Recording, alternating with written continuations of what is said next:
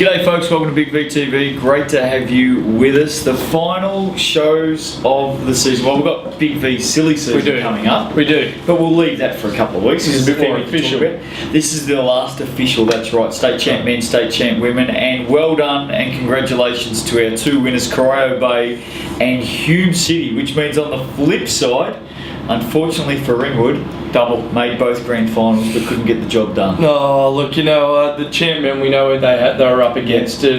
Championship women, they'll be pretty disappointed, especially with it going to a game 3.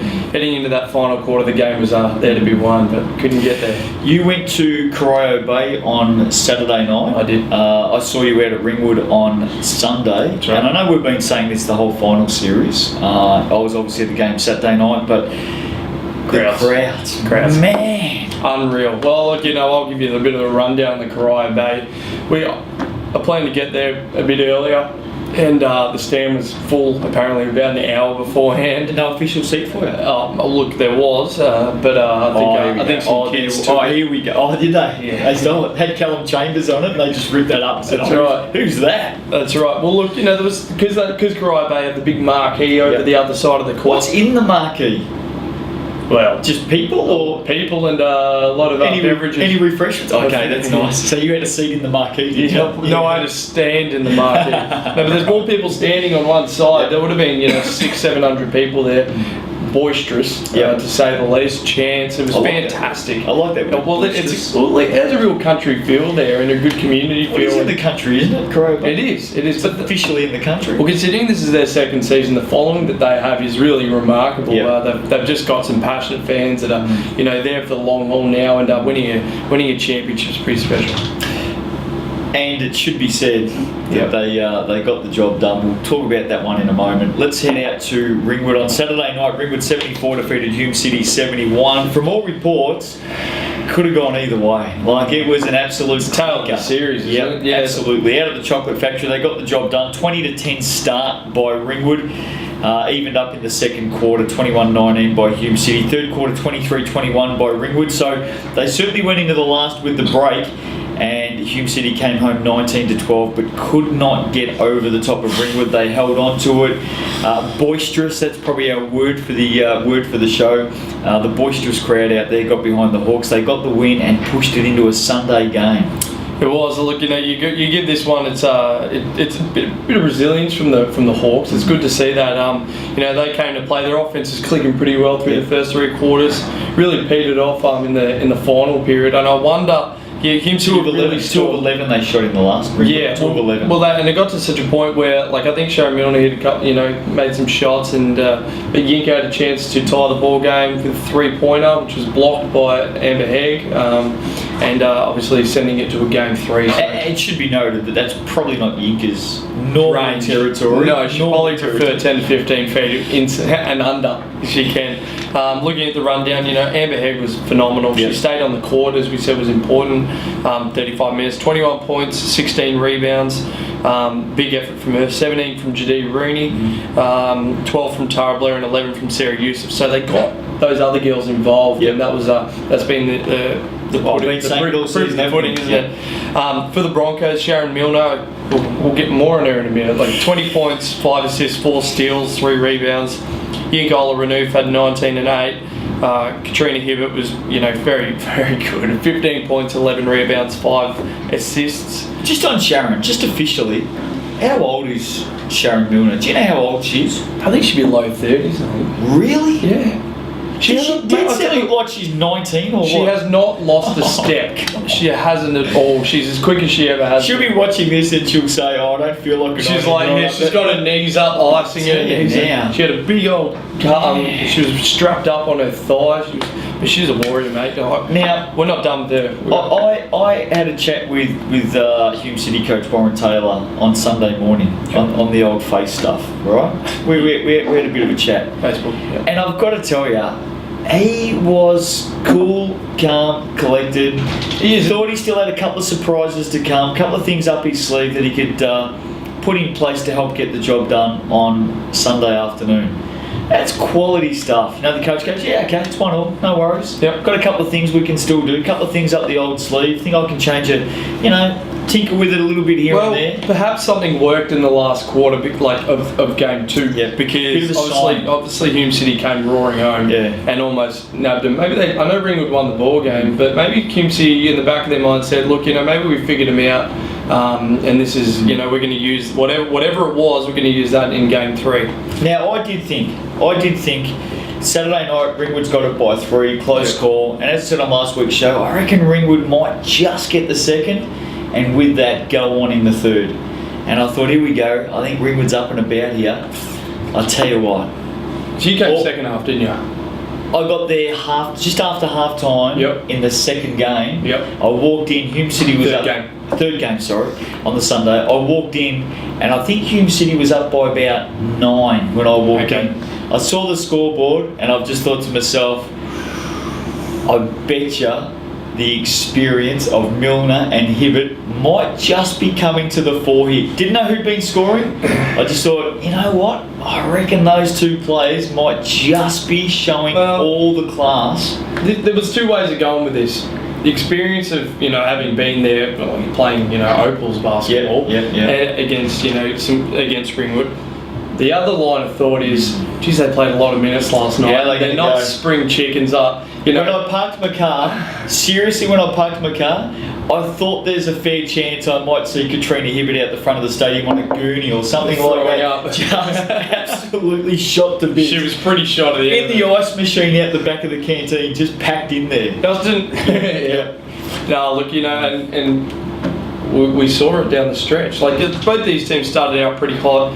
Hume City started to grab some ascendancy into half time. The third quarter belonged to Ringwood, and their offense started to click. Tara Blair got a bit hot. I reckon the back half of the third quarter belonged to Ringwood. Like I said, when I walked in, you're right. Hume was up by about 9, and good. Ringwood closed it to within 2 by the last break. Yeah, and they started to make some shots on the outside, and geez, they launched a lot of trays. It seemed they got 27 up and hit 7 of them, and they were living and dying by that. Does Tara Blair understand that you can actually go all the way up to that line to shoot a 3-pointer? No, she's Carl. Happy to do it from 3 metres back. Mate, she can shoot the ball, though, mate. She shot a couple of big shots. Yeah, absolutely, and when they really needed it too, and she was, a big reason why they got back into the contest. Same with Amber Hegg, who's always going to be there. I'll tell you what, in the last quarter, it's all about the last quarter. 79-68 was the final score. Hume City got it. The last quarter, they went 20-11 to get the job done. We're going to talk about Sharon Milner and Katrina Hibbert in a moment. I thought one of the other key things in the last quarter, the battle between Yinka Olaranoof and Amber Hegg.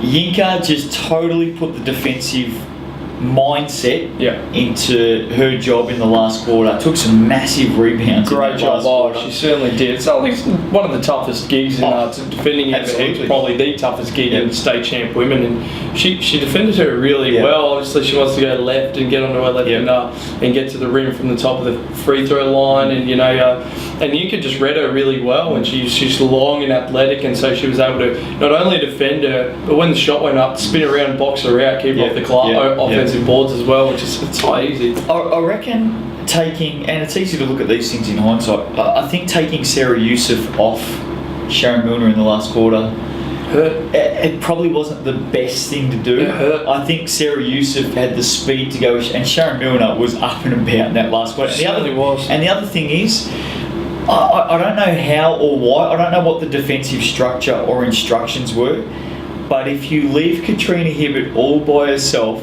in the from the foul line, she's gonna hit shots, and you know what? That's exactly what she did. I just don't get it. Like, they were playing, Ringwood playing a zone, and this is when Hibbert was getting open, and the two guys in the middle. Well, the two guys at the top are so worried about their wings that they just sort of straight to Hibbert. She turned around, and she's like.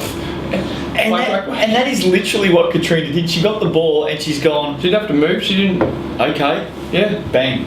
And she nailed 2 from there and 1 from the short corner. Yep. When exactly the same thing happened. She got the ball and I think she could. She looked around. She couldn't believe how open she was. And then the one time they did close her out, she just put the ball on the floor, went straight underneath and went to the basket. Yeah. So Katrina Hibbert was all class down the stretch, and so was Sharon Milner. Sharon Milner. Now, this was about with 5 minutes to go, game in the balance. It was begging for somebody to take it over. And Sharon said, "It's going to be me." Yeah. She's come up. She's hit a pull-up 3. Then I think she hit Yinka with a nice pass for a layup. Then I think she hit another 3. Timeout.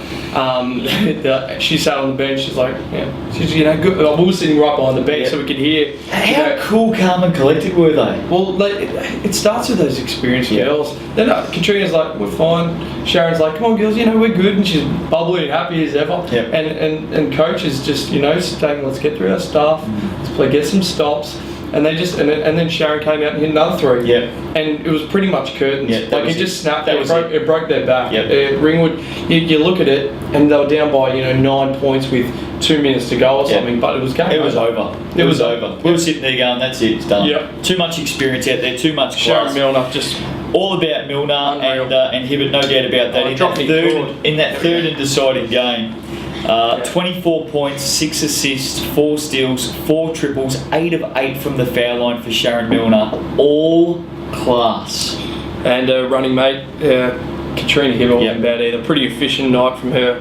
21 points on 10 of 14 shooting. 71%. Wouldn't mind that. Well, that is totally. If you leave Katrina Hibbert open, she's going to hurt you. Yeah, and she had 8 boards as well. But they had, just everyone sort of just chipped in a bit. Jacinda Scott came in. The Wright twins, they got on the board as well. Viv Sard was always around, like 9 points. Ola Renouf 10 and 9. Viv Sard was 9 and 9. Just chipped in. Just did what they had to do. Yep. For Ringwood, Amber Hegg, 21 points, 8 rebounds. Certainly tried her hardest. Yep. Tara Blair, 17 and 6. She hit 5 triples. She put up 14, but she can shoot. There's no doubt about that. She kept some them big ones. Big ones. Judy Rooney had 13 points and 6 assists. The problem was though, Ringwood just only had 3 scorers. Yep.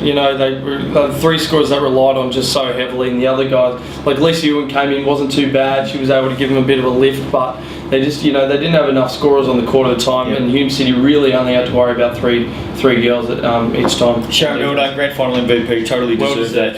Absolutely. I just want to put this out there. Well, 2 things. First of all, Katrina Hibbert assured us after the game that she's retired. We'll see. Yeah, right. Good on you. John Farnham. Yeah, nice work. Yeah, she is. She stole our line, didn't she? We were going to use the Johnny Farnham line, and then she goes, I think I'm John Farnham. Yeah, she'll be back. Yeah, she'll be back. More retirement. See you next season. See you next season. Mind you, she's smart.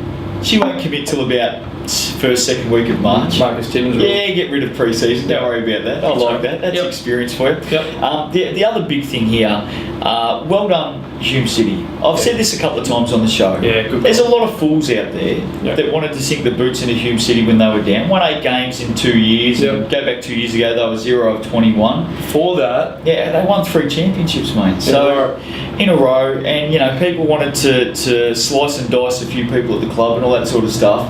I think teams are allowed a rebuilding phase. Absolutely they are. And they had Milner and Hibbert this year, but they also had a lot of young kids come through and play some roles in this team. The Wrights, the Sards, McPherson. Yeah, that's right. Some really, really talented. And even you got some girls that they got on at the very end, like Yinka. Yeah. Sorry, not Yinka. Mula. Yeah. Mula Leafy. Yeah. They got some kids there, and they've just done it really well this year. Yeah. I just want to say to Hume City and the support out there, well done. Congratulations. Way to stick with them. Yeah, absolutely. To Ringwood, great season. Couldn't get the job done down the stretch. Great season. Yeah. And I think they can still take a fair bit away from it as Absolutely. One of their best results in club history there. I think first ever grand final at championship. In the women's program. So well done. Absolutely. Let's move on to the men.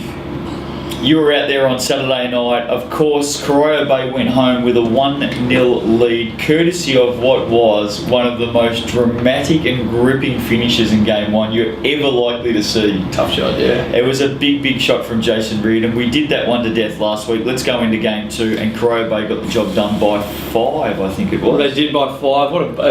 The stadium's absolutely buzzing. The Geelong Basketball Netball Centre, or Netball and Basketball Centre.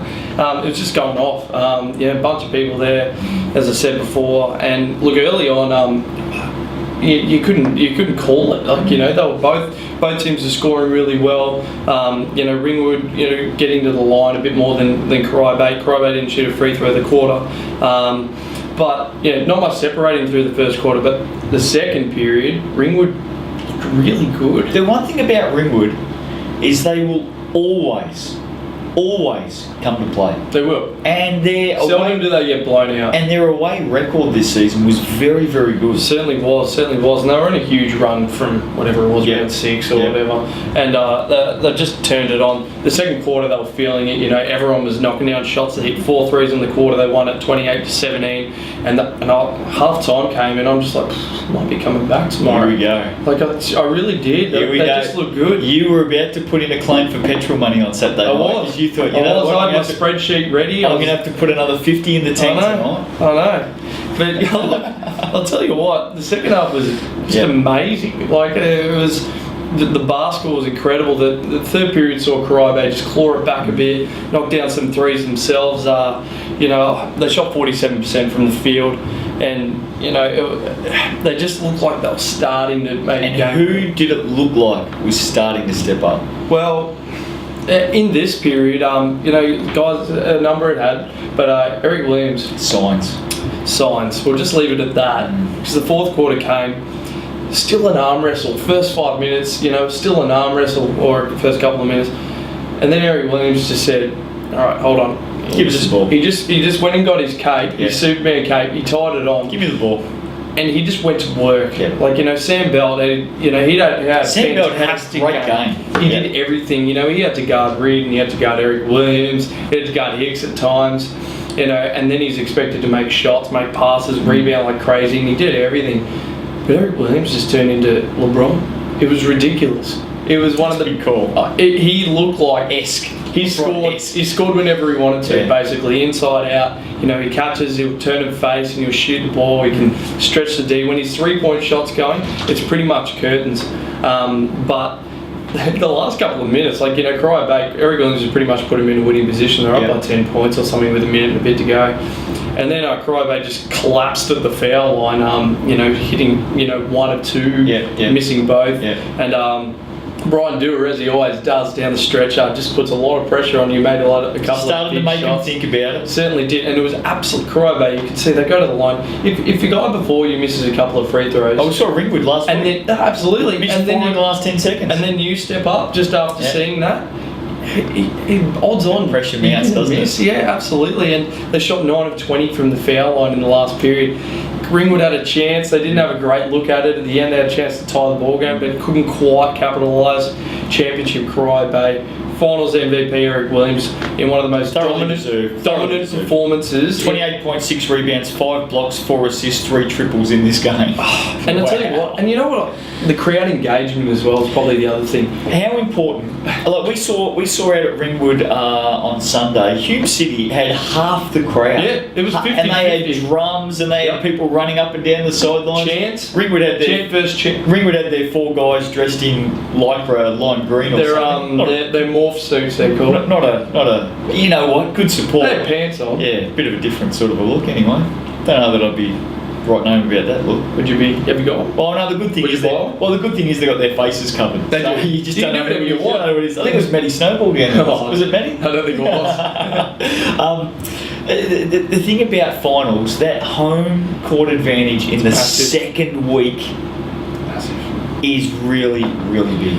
But you know, yeah, the crowd was great at Cryobay, but the players, you could see how much they fed off it. Yeah. Like, you know, Lukey Osborne hit a 6 three, men. and he's The just crowd's 6 giving men. it. You know, he's trying to get them up. They Yeah. called a timeout, and you know they're on the cusp of winning, and they're like, "Come on, Yeah, the crowd's loving it." Hutchie's going off. You know, everyone's. What It percentage was wise? huge. Because I know out at Warringah on 70-30. Saturday night, it Yeah. probably would have been 90-10. Wow. And that's big, about 70-30. 70-30, maybe 80-20. Yeah. Ringwood had a good section of the stand, and they were as loud as they could be. Yeah. Cryobay, but just the way they connected with their fans, it was good to see. Pretty special stuff. Oh, Hutchie would have been right in the middle of it, wouldn't he? Mate, he's run down the court in threes. Like, he could shoot, no joke, he could shoot 10 threes, miss them all, then hit one and just be like, yeah! And everyone's like, Hutchie, king of threes. Was Hutchie doing his normal trick where he hits a 3 and then he high-fives everyone in the crowd on the way back down in defence? Pretty much. He's usually the last bloke I in know, defence. I The know. other 4 blokes looking up the court going, where's Hutchie? He's in the crowd kissing some baby, mate. He's loving it. They love him. They love him. So 23 points from Brian Dewey. He finished with. He was great. Sam Bell was Ringwood's MVP for mine. 21 points, 14 boards, 5 assists. 13 for Luke Egan, timeless. He'll be able to play this, the way he plays. He's 4 years old. He could play another 4 years. 50. Get to 50. Craig Bradley. Yeah, absolutely. We should mention Jason Reardon, Yeah. 13 and 15, had a wonderful final series. Michael Rubula, unsung hero. Shot a blinding Unsung flick. hero. He was really good. When they couldn't score, he just found a way. Just knocked down his open Hit shot 6 of 7, 13 points. Yep. Went at 86%. in 20 minutes. You'd be happy with that, wouldn't Yeah, you? yeah. Marlo Hicks had 12 and 8. Probably just, he was in a position where he could just defer. To be honest, they subbed him Yeah, out too yeah, much, Eric. to be honest with you. Did they? Yeah. Just didn't get a run? Yeah, 4 blocks as well. He was a presence, as he always is. Dan Richards, Crow Bay, second season in, they win the title. Unbelievable story. Depth.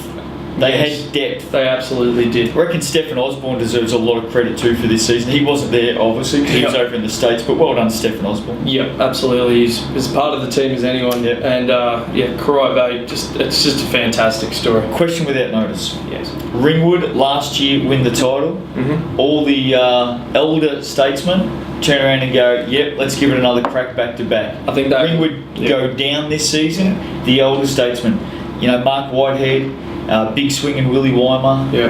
What do they do? I don't know.